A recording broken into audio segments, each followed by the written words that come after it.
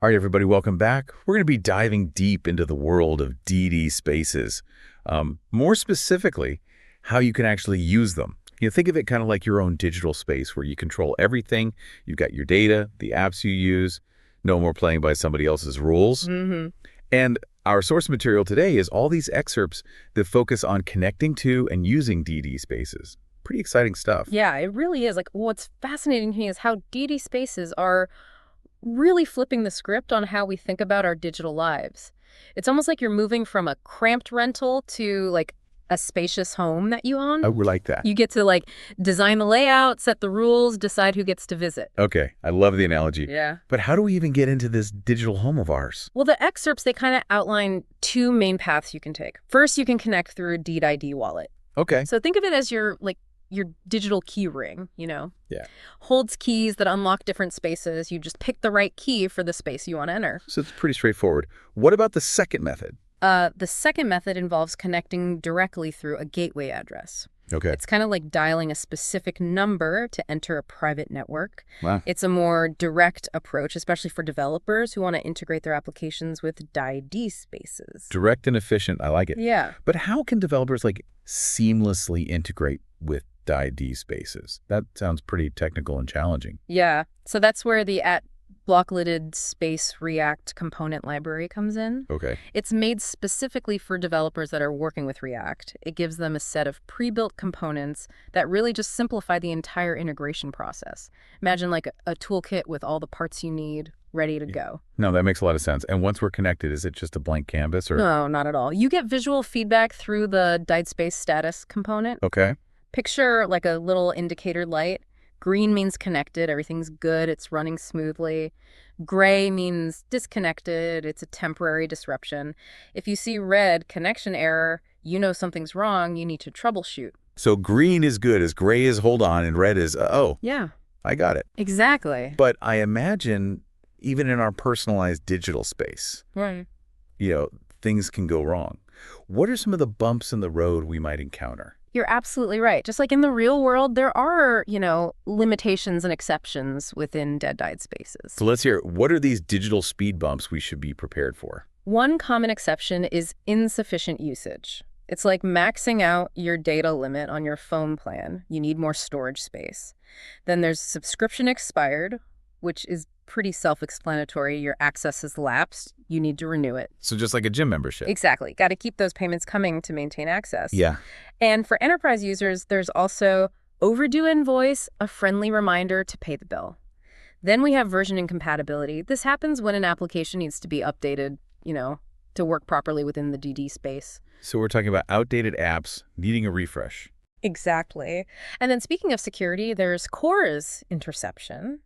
This is a browser security feature that prevents just unauthorized access between websites, makes sure only permitted applications can interact with your data. So it's all about security. Exactly, keeping that digital home secure. I like it.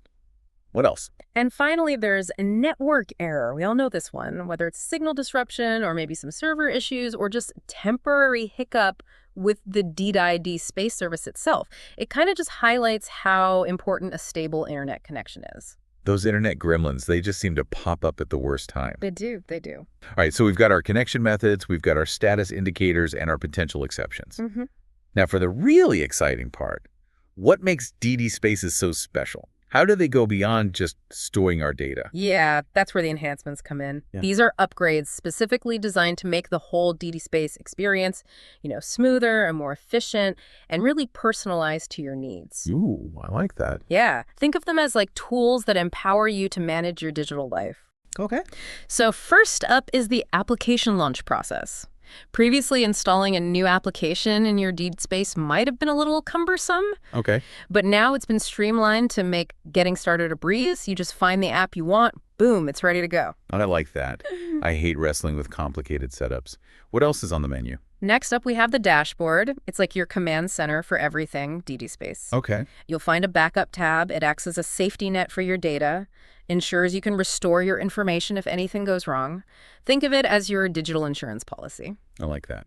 Always better to be safe than sorry, especially when it comes to data. I'm assuming there are more cool features packed into this dashboard, though, right? Yeah, of course. Right beside the Backup tab is the Storage tab. This is where you can organize and manage all your data within your DD space. Think of it like your digital filing cabinet helps you keep everything nice and pretty. Perfect. Yeah. So we've covered like the practical aspects, backup storage, but DD spaces offer more than just functionality. They offer personalization, and that's where the profile and session management features come in. Oh, this sounds exciting. hmm Tell me more about how we can personalize our digital space. Is it just like choosing a cool wallpaper? It's more than just aesthetics. Think of your profile page as like where you fine-tune your space to match your preferences, and workflow. It's customizing your digital workspace to match your personality. So tailoring the experience to make it feel like my D space, not just a deed space. Exactly. Gotcha. Okay, what about session management? What does that entail? Let's say you're working on like multiple projects. Okay. And each one needs a different DID space setup. Session management lets you like seamlessly switch between these connected spaces. It's almost like having multiple desktops on your computer and each one dedicated to a specific task. Well, that sounds super useful just for staying organized and efficient. Right. So we've got organization, security, personalization covered. It seems like DT spaces offer a pretty comprehensive approach to managing our digital lives. But like, what's the bigger picture here? What does all this mean for the average user? Well, DD spaces represent like a fundamental shift in how we think about our data and applications. They offer a secure, personalized, and flexible way to take control of your digital life.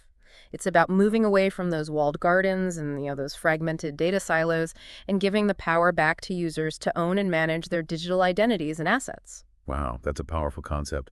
In a world where, our data is often just scattered around and we feel like we're constantly giving up control, DD spaces offer a refreshing alternative. But what are the real-world implications here? How can users actually harness this power? Well, the possibilities are pretty exciting. Imagine like a world where you control your medical records within your DD space, and you can grant access to healthcare providers only when you need to. Or you could use your DIT space to manage all your educational credentials, and you can seamlessly share verified certificates with potential employers. Like, the applications are vast limited only by our imagination. Okay, now you're getting me really excited about the potential. But, it's important to acknowledge that not everyone is a tech expert. How can everyday users who maybe aren't as familiar with blockchain or these decentralized technologies get started with DID spaces? That's a great point.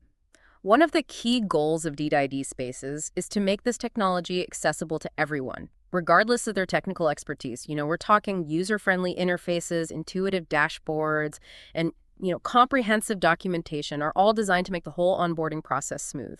Think of it like using your smartphone. You don't need to understand all the ins and outs of the operating system to make calls or send messages or browse the internet. That's a perfect analogy. And, like with any new technology, there's a little bit of a learning curve. Where can users turn for help or support when they're navigating the world of DDI spaces? Well, the Arcblock community is a fantastic resource for all things DD space. Okay. It's a vibrant hub where users can find documentation, tutorials, forums to connect with other users, ask questions, and there's a dedicated support team available to help with any technical issues or troubleshooting. So there's a whole ecosystem of support available, which is reassuring for anyone who's maybe feeling a bit apprehensive about diving into this new technology, and for those who want to contribute to the development of DD spaces. Absolutely. The DDI space ecosystem really thrives on community involvement. There's an active bug bounty program where tech-savvy users can help identify and address potential issues, contribute to the security and reliability of the platform. Oh, that's a great way for users to kind of play an active role in shaping the future of DD spaces. This deep dive has been incredibly insightful. We've covered a lot of ground, from connecting to our spaces to understanding the features and exploring their potential. I'm really starting to grasp the power and flexibility that DD spaces offer. It's been great to have you. Yeah. It's really inspiring to see all the enthusiasm and curiosity around DD spaces. Absolutely. And I think we both agree that this technology has the potential to fundamentally change how we interact with the digital world, putting users back in control of their data and online experiences. Absolutely. It's just the beginning. As more developers and users embrace DD spaces, we'll see even more innovative applications emerge and push the boundaries of what's possible in the digital realm. And this deep dive has certainly sparked my imagination. I'm eager to see how DID spaces evolve and what creative solutions emerge from this technology. But before we wrap things up, I want to leave our listeners with one final thought. As we're moving through this increasingly digital world, I think it's so important to ask ourselves, what does it really mean to own our digital lives? And I think did Spaces offer a pretty compelling answer? Giving us back that control, shaping our online experiences and protecting our data. It really is a change in how we think about things. Instead of just being passive, just taking in digital services, we become the architects of our own digital spaces. And that's a really powerful thought. So to all our listeners out there, I encourage you to explore DID Spaces, check out the resources, and join the community that's shaping this technology. It's a journey worth taking. As we talked about in this deep dive, DID spaces aren't just about, specs and features. They represent a vision of a digital future where the user is the center, where individuals have the power to choose how their data is used and who it's shared with. Absolutely. Yeah. So keep exploring, keep innovating, and most importantly, keep diving deep. Until next time.